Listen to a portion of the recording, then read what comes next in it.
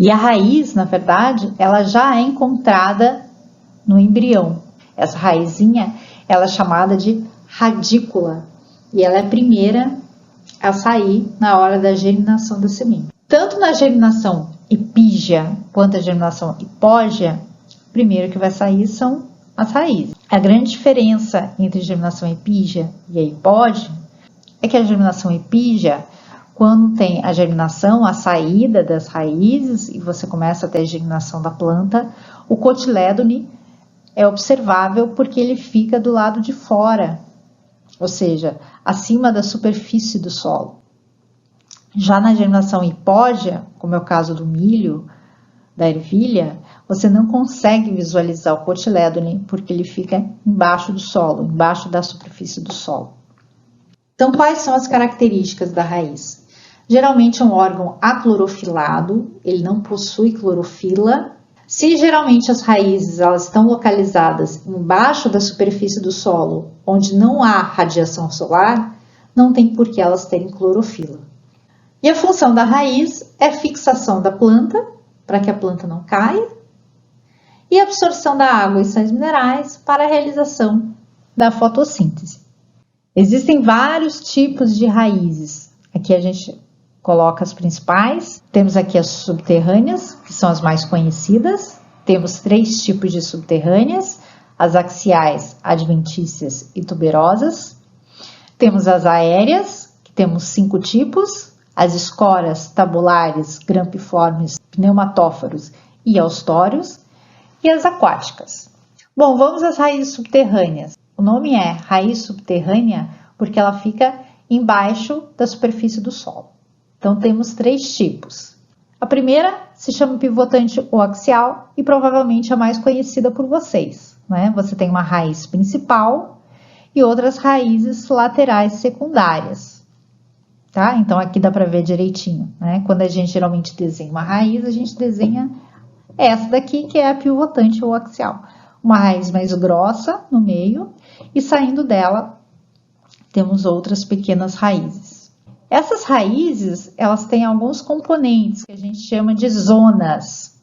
Lá na ponta dela, a gente tem o que a gente chama de coifa, que é como se fosse uma cápsula protetora. Porque como a raiz ela cresce para baixo, ela fica empurrando o solo, tem que existir alguma proteção nessas raízes, uma vez que esse contato é direto.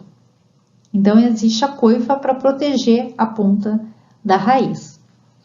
Acima da coifa temos uma zona, uma região que a gente chama de zona lisa, onde há o crescimento propriamente dito da raiz, que é onde tem o maior número de células em mitose, em crescimento, tanto em crescimento de número quanto de tamanho, uma vez que há muito alongamento celular.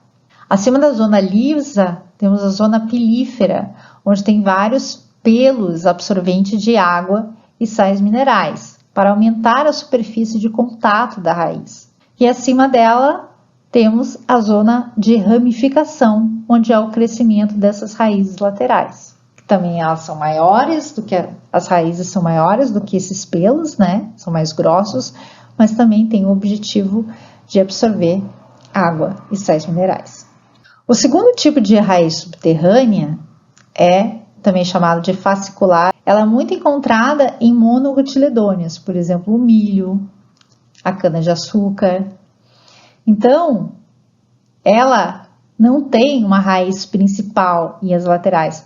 Todas elas são muito parecidas, é como se todas elas fossem laterais. E por último, nas raízes subterrâneas, temos as raízes tuberosas, que são aquelas que são ricas em substâncias nutritivas. Então, temos a cenoura, a batata doce, o nabo, a mandioca, o rabanete e a beterraba. Não confundir batata doce com batata, aquela batata inglesa que a gente come, tá? Batata doce é raiz, a batata inglesa, né? É caule. Então, essas daqui são as raízes. Depois das raízes subterrâneas, temos as raízes aéreas, que elas são encontradas acima da superfície dos solos. Um tipo de raiz aérea é de suporte ou escora. É como se tivesse várias raízes literalmente escorando a planta. É como se fossem várias estacas. Geralmente, quando o solo ele é muito pantanoso ou muito arenoso, que é muito difícil a fixação dessa planta, você tem aí a presença dessas raízes de suporte ou raízes escoras. Outro tipo são as raízes tabulares. O nome dela é tabular justamente porque elas parecem tábuas. Elas são muito encontradas, tá? Em vários lugares, com certeza cada um de vocês já encontrou essas raízes tabulares. Parecem banquinhos, né? Onde você pode encostar na árvore. E ela também auxilia na sustentação da planta. Outra raiz aérea encontrada é a grampiforme. Ela tem como se fosse grampiforme porque ela tem essa forma de grampos, tá? E ela fixa a planta. Uma observação que a gente tem que fazer é que apesar dela fixar a planta em outras superfícies ou às vezes até em outras plantas, né? Ela não é uma raiz parasita. Ela não rouba nem água, nem sais minerais, nem o produto da fotossíntese de outras plantas. Ela simplesmente é um grampo só como se fosse uma ventosa. Ela só encosta ali para a planta conseguir ficar mais ereta, ficar mais presa. Mas ela não danifica a superfície. Aqui temos as raízes respiratórias ou pneumatóforos. Quando você vai em algum mangue, quando você encontra como se fosse vários palitos ou várias estacas no chão, na verdade aquilo são raízes.